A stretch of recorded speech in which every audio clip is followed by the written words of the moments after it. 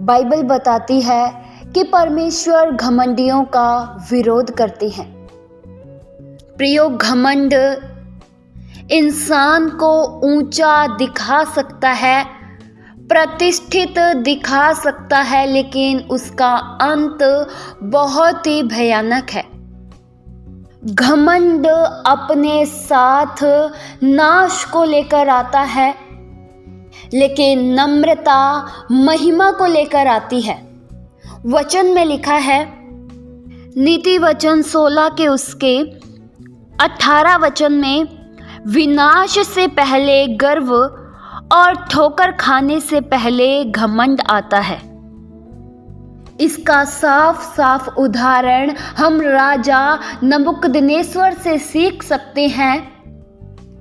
Bible यह बताती है कि जब राजा के मन में घमंड आया तो घमंड के साथ साथ नाश भी आया। राजा नबूकदनेस्वर ने अपनी शक्ति पर, अपने कार्यों पर, अपनी महानता पर घमंड किया। राजा ने कहा कि ये इतना बड़ा बेबीलोन मैंने अपने बल, अपनी सामर्थ से बनाया है। राजा स्वयं ही की प्रशंसा कर रहा था और बाइबल ये बताती है कि वो कह ही रहा था और आकाश से वाणी हुई, हे राजा नबूकदनेस्वर, राज्य तेरे हाथ से निकल गया। और प्रियो, सिर्फ इतना ही नहीं, उसकी जिंदगी भी पशुओं समान हो गई। एक राजा की जिंदगी राजा से सीधा जानवरों जैसी हो गई। क्यों? क्योंकि उसने घमंड किया, और घमंड नाश को लेकर आता है। बाइबल ये बताती है कि 7 साल तक वह राजा घास खाता रहा, वह पागलों के समान हो गया।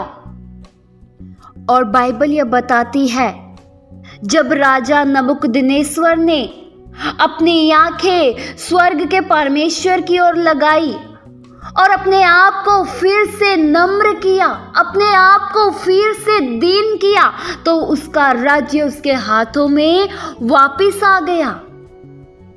इसलिए याकूब 4 के उसके 6 वचन में लिखा है, वह तो और भी अनुग्रह देता है।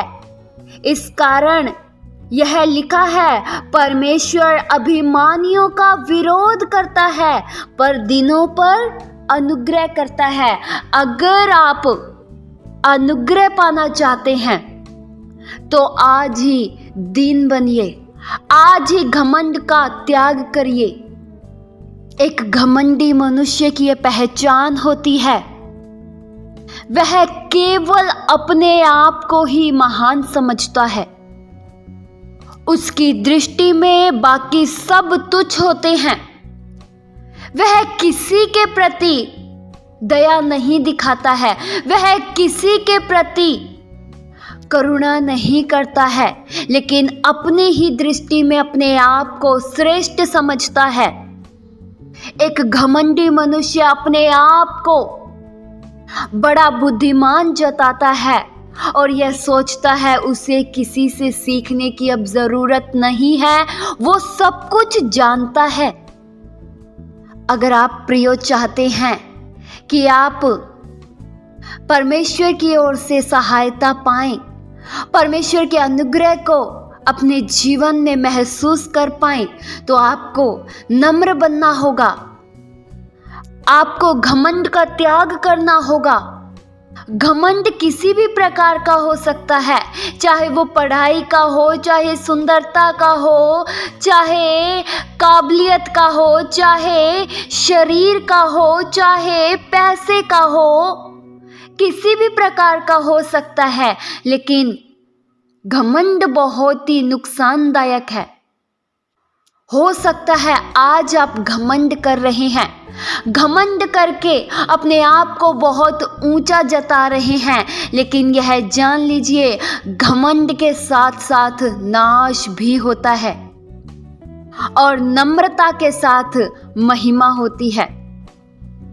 इसलिए नम्रता को धारण करें, सबका सम्मान करें, सीखने वाला हृदय रखिए।